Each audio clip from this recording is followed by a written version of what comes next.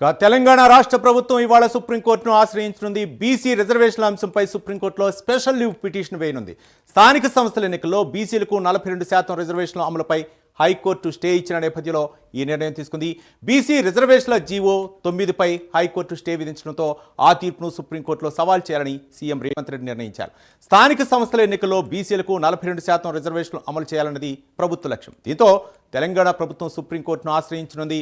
ఈ కేసును సుప్రీంకోర్టులో దాఖలు చేసేందుకు ప్రభుత్వం తరపున మంత్రులు పొన్నం వాకెట్ని, పార్టీ తరపున టీపీసీ చీఫ్ మహేష్ కుమార్ గౌడ్ ఢిల్లీకి వెళ్లనున్నారు. ఈ అంశంపై AG Sudarshan Reddy, supreme court senior న్యాయవాది అభిషేక్ సింఘ్వితోనూ సీఎం చర్చించారు.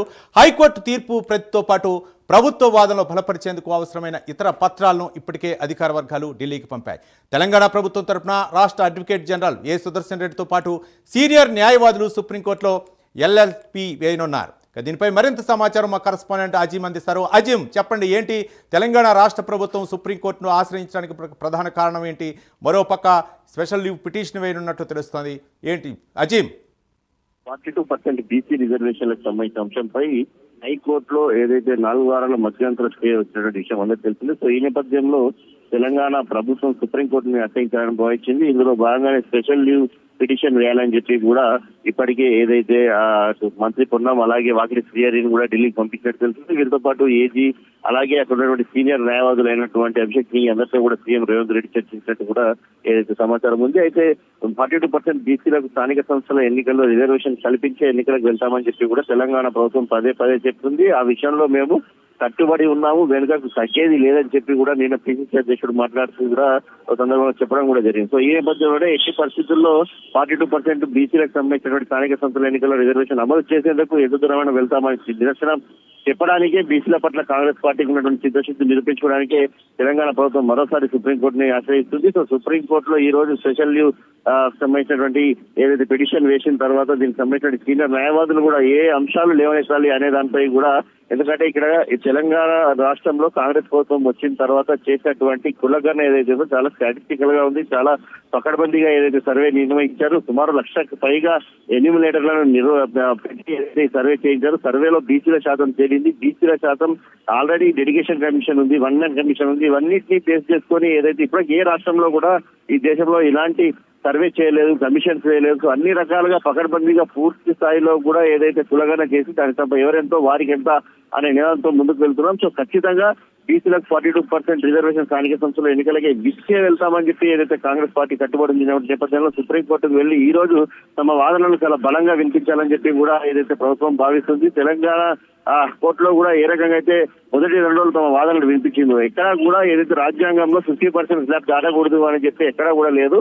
ఆయా రాష్ట్రాల జనాభా ప్రాతిపాదికన ఖచ్చితంగా అక్కడ ఉన్నటువంటి జనాభా ప్రాతిపాదికన శాసనసభలు ఏదైతే దానికి సంబంధించిన చట్టాలు చేసుకోవచ్చు అనే ఒక వెసులుబాటు కూడా ఉంది. సో ఈ నేపథ్యంలోనే తెలంగాణ రాష్ట్రంలో తెలంగాణ ప్రభుత్వం అదే రకంగా పూర్తి స్థాయిలో కులగణన చేసి దానికి సంబంధించిన స్టాటికల్ సర్వే చేయించిన తర్వాతనే ఈ రకమైనటువంటి నిర్ణయం తీసుకుంది. అయితే కేవలం పంచాయతీ రాజ్ లో ఉన్నటువంటి సవరణ చట్టం ఏదైతే ఉందో దానికి సంబంధించి 50% రిజర్వేషన్లకు మించకూడదు అనేటువంటి దాన్ని కూడా సవరణ చేశారు. సవరణ చేసి ఆ బిల్లును కూడా గవర్నర్ దగ్గర కూడా పెట్టడం కూడా జరిగింది. సో గవర్నర్ దగ్గరికి ఆ బిల్లు పంపించి కేవలం 1 నెల పైనే అవుతుంది. అది ఆగస్టు 30 తారీఖు ఆ బిల్లును పంపించడం జరిగింది. ఆ బిల్లు ఇంకా పెండింగ్ లో ఉంది. సో 3 నెలలు కూడా ఇంకా కాలేదు.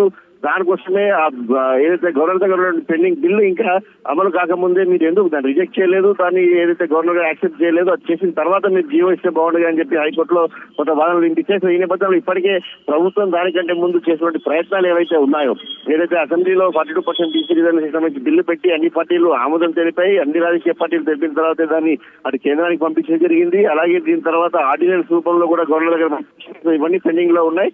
ఇప్పటికే సర్పంచ్ ఎన్నికలు జరగక గ్రామాల్లో నిధులు రాక చాలా ఇబ్బందిగా ఉంది. కాబట్టి ఖచ్చితంగా ముందుకు వెళ్లాలని చెప్పి ప్రభుత్వం భావించిన నేపథ్యంలోనే ఎట్టి పరిస్థితుల్లో సుప్రీంకోర్టులో అయినా సరే దీనికి సంబంధించిన వాదనలు వినిపించి గెలిచి రావాలి. వచ్చే స్థానిక సంస్థల ఎన్నికల్లో బీసీలకు 42% రిజర్వేషన్ కల్పించే ఎన్నికలకు వెళ్లాలని చెప్పి డిసైడ్ అయిన ప్రభుత్వం సీనియర్ న్యాయవాదులతో సీఎం రేవంత్ రెడ్డి అలాగే మంత్రులతో ఇప్పటికే అనేక రకాలుగా చర్చించారు. ఏ వాదనలు వినిపించాలి, ఏ అంశాలు లేవనెత్తాలి, ఒకవేళ సుప్రీంకోర్టులో కూడా ప్రశ్నల అవసరం వస్తుంది, ఆ ప్రశ్నలకు తగ్గటువంటి సమాధానం ముందే ప్రిపేర్ చేసుకోవాలి. ఇలాంటి అనేక అంశాలు ఇప్పటికే చర్చించారు తెలుస్తుంది. అయితే ఈ రోజు 2 మంత్రులతో పాటు సాయంత్రం వరకు పీసీసీ చీఫ్ మహేష్ కుమార్ గౌడ్ కూడా ఢిల్లీకి వెళ్ళడం తెలుస్తుంది. సో ఇద్దరు కూడా ప్రత్యక్ష వాదనలు అక్కడే ఉండి సీనియర్ నాయకులతో మాట్లాడి, సీనియర్ అడ్వకేట్స్ తో మాట్లాడి దీనిపై ముందుకు వెళ్లాలని చెప్పి కూడా ప్రభుత్వం డిసైడ్ అయినట్టు మనకు తెలుస్తుంది. Right, thank you Azeem.